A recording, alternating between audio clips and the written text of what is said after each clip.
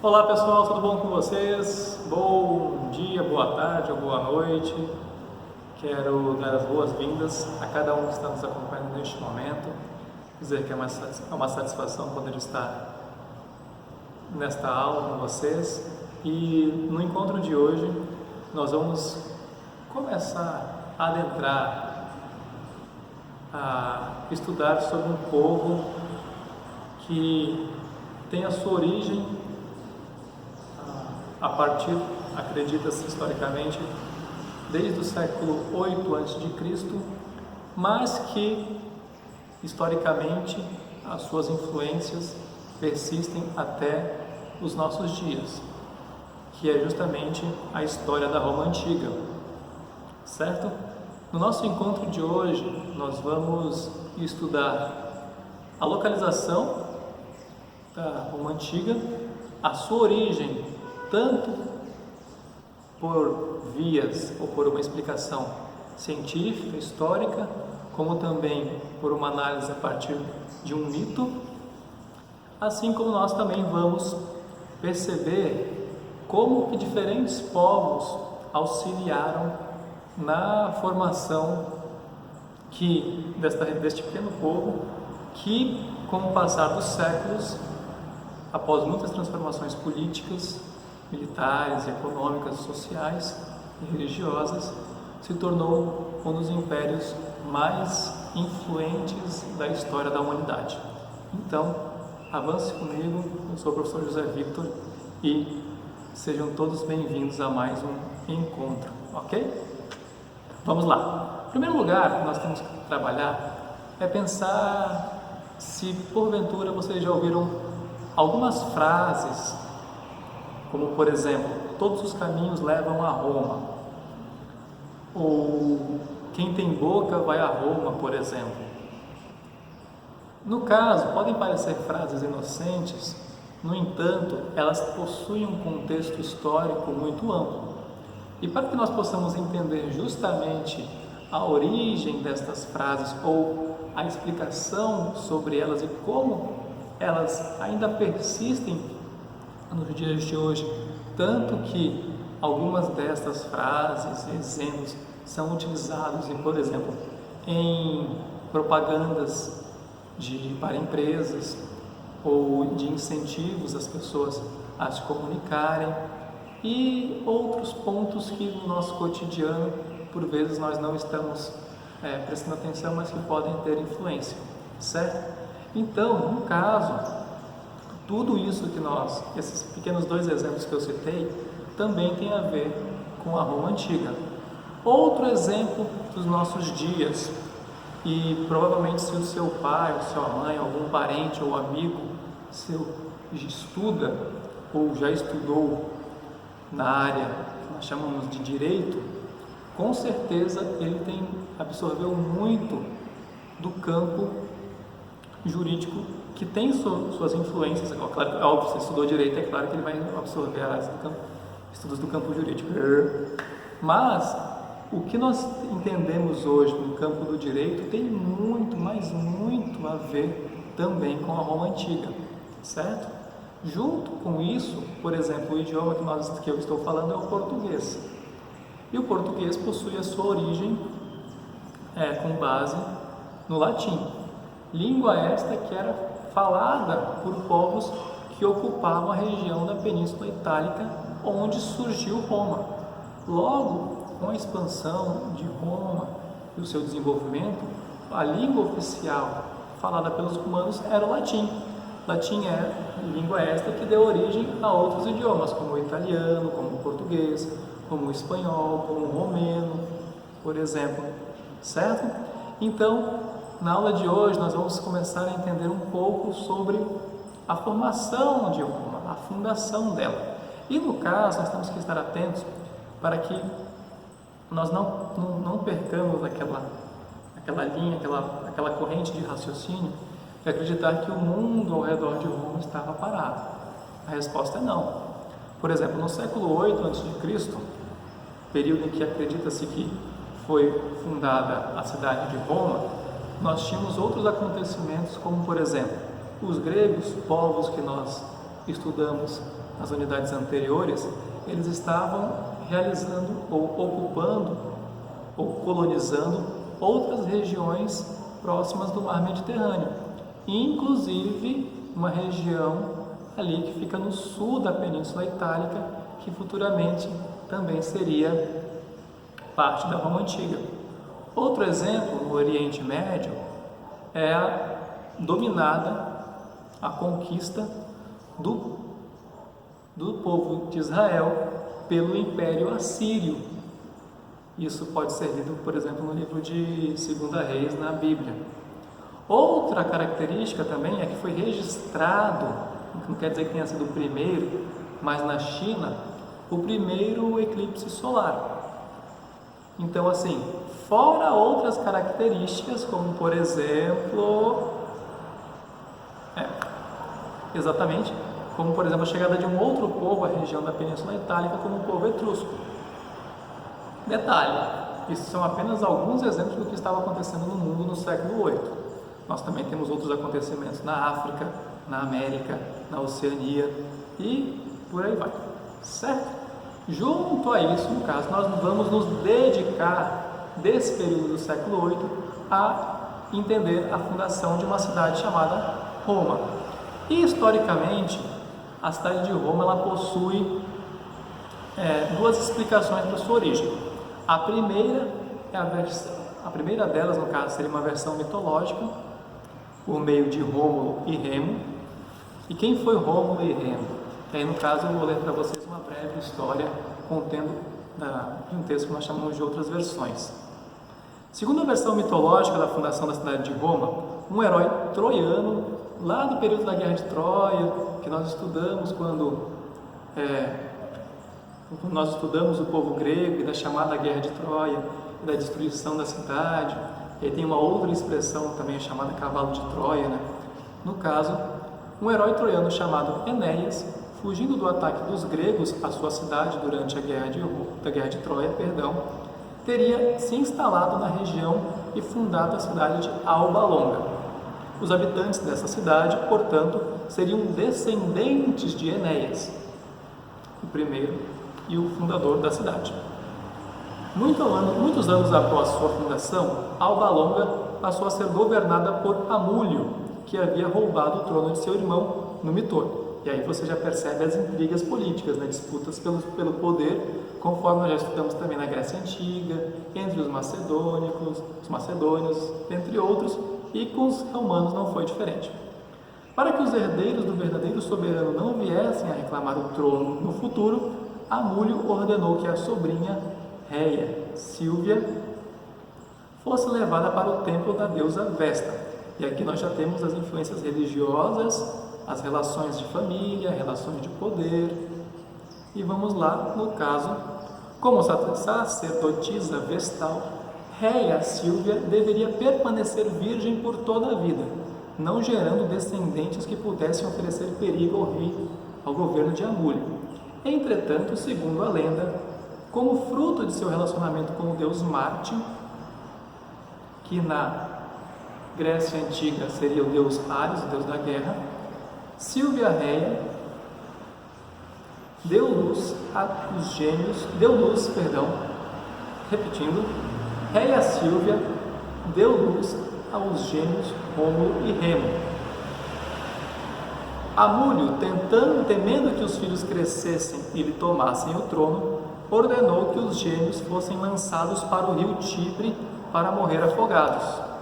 No entanto, claro, a Amélia, como mãe, não faria isto contra os seus filhos. Logo, o que ela fez? Ela os colocou em uma manjedoura e fez com que eles pudessem, ao invés de serem afogados, eles pudessem navegar e sobreviver pelo rio Tibre, rio este que está próximo a Roma.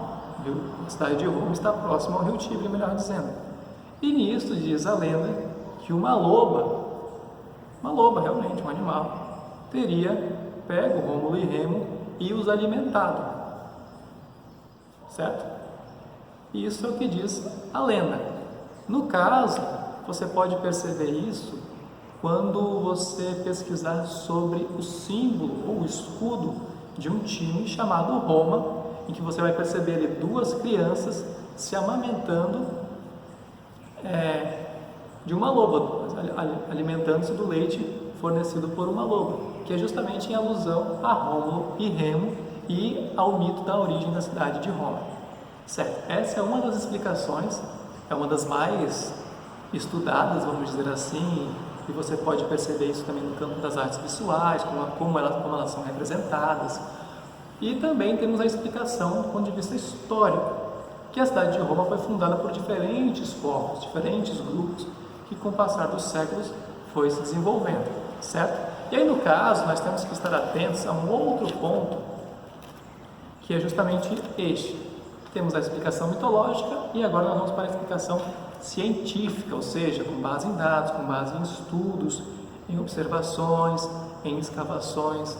E aí nós temos o campo da arqueologia, que é fundamental para que nós possamos entender a história dos povos antigos, não apenas aos povos de Roma, ok? Vamos lá. Roma está localizada no centro da Península Itálica. Já tem um destaque aqui, no caso, e aqui percebam que é o rio Tibre. Durante o intervalo nós vamos apresentar um mapa a vocês para ficar melhor esclarecido, ok? E para vocês localizarem com mais facilidade. Beleza? Quando a cidade foi fundada por volta de 753 a.C., vários povos habitavam a península. O grupo dos italiotas, instalados na região central, por isso a ideia de Itália, né? Italiano, Península Itálica, tutto bene. Instalados na região central, era formado por povos latinos, sabinos, úmbrios e samitas. Além dos italiotas, havia o povo etrusco, localizados mais ao noroeste. Junto a isso também haviam os cartagineses, localizados na região sul aqui, certo? Que ocuparam parte da Sicília, esta ilha, e também a ilha de Sardenha, ok? Junto com estes povos também haviam os gregos. Lembra que eu falei dos gregos no início da aula, que eles estavam colonizando outras áreas na região do Mar Mediterrâneo e também do Mar Negro? Pois é, são justamente também um dos povos que foram fundamentais para a expansão, né, e a formação da Roma Antiga, que haviam fundado várias colônias na região meridional, chamada Magna Grécia, além de ocupar parte da Sicília, Sicília, ok? Isso fica mais claro quando nós estamos observando este mapa aqui, ok? Então nós temos, pelo menos, algumas cores, 1, 2, 3, 4, 5, 6 cores, em que destacam os ilíricos em um tom mais amarelado, os povos umbros sabélicas em um tom verde, o povo etrusco, mais próximo também da região de Roma, mas aqui vocês podem observar com mais calma, além dos territórios cartagineses, que foi um outro povo do qual nós vamos estudar eles nas chamadas guerras púnicas entre Roma e Cartago, tá bom? Pelo controle da região do Mar Mediterrâneo, certo? E aí nós vamos estudar isso em breve, mas prestem atenção que este povo também foi muito importante para a história do Mar Mediterrâneo, certo? Vamos lá. E também aqui a região mais ao sul, você pode perceber, em um tom rosa, um pouco mais claro, o povo grego, ok? Certo, pessoal? Então, no caso, como nós podemos trazer também esta fundação da cidade de Roma para os nossos dias? Bem, na cidade que você mora, moram apenas pessoas que nasceram nela, ou você conhece pessoas que migraram de outras cidades, inclusive de outros estados e por que não de outros países, para o município que você reside? Então perceba que a fundação da cidade de Roma e futuramente o que nós entendemos por Império Romano, ela foi constituída por diferentes povos, assim como a cidade em que você habita, com certeza possui diferentes pessoas, claro, então todos nós somos diferentes, de diferentes regiões, sejam elas do mesmo estado, do mesmo país, inclusive do mesmo estado de outros países, e de outros continentes, por que não? Certo? Perceba qual é o objetivo do professor aqui com vocês. Mostrar que quando nós estamos falando de uma sociedade, de um povo, nós não estamos falando de algo único, de algo homogêneo, mas pelo contrário, nós estamos falando de questões heterogêneas, de questões diferentes. Tenho certeza que na mesma rua que você mora, tem pessoas que possuem gostos diferentes, nacionalidades diferentes, crenças diferentes, times de futebol diferentes, mas estão ali residindo em uma mesma região, pertencem a uma cidade, que pertence a um estado, que pertence a um país. Ou seja, é como se todos nós, entre aspas, todos os brasileiros, embora nós tenhamos uma nacionalidade semelhante, pelo fato de nós termos nascido no Brasil ou sermos filhos de brasileiros, no caso, faz com que nós tenhamos uma única nacionalidade, em especial a brasileira. Porém, isso não quer dizer que nós tenhamos culturas, crenças, hábitos semelhantes. Nós temos hábitos diferentes. Porém, acompanhamos algumas coisas em comum, como seguimos uma mesma legislação, possuímos direitos e deveres semelhantes, e isso faz com que nós também possamos nos desenvolver. Certo, pessoal? Então, no encontro de hoje, que foi bem rápido, nós abordamos sobre a fundação de Roma, no século 8 a.C., ok? Abordamos a explicação científica para a fundação da cidade de Roma, assim como nós também estudamos a parte mitológica, que explica a origem dos romanos por meio de uma outra explicação a partir de Rômulo e Remo. É claro que existem outras teorias também, pessoal, mas estas são as que nós podemos dizer as mais aceitas, ok? Deixe-me ver aqui neste momento, beleza. Junto a isso, no caso, eu destaco a importância da arqueologia, certo? E a preservação de objetos antigos, seja o que for, uma camiseta, uma residência, um veículo, uma arma, uma panela, uma estátua, uma caneta, porque isso também são fontes históricas e poderão, um celular, por exemplo. Por isso que eles são importantes para que nós no futuro, para que no futuro possam nos estudar também, ok? Eu agradeço pela aula de hoje, foi um encontro rápido, mas na próxima aula nós vamos estudar como que esta pequena região, como esta pequena cidade começou a se expandir, a crescer, a ocupar outros territórios e as consequências tanto para a Península Itálica como também para uma parte da humanidade naquela região, na região da Europa, norte da África e também do Oriente Médio e suas consequências para as sociedades no futuro.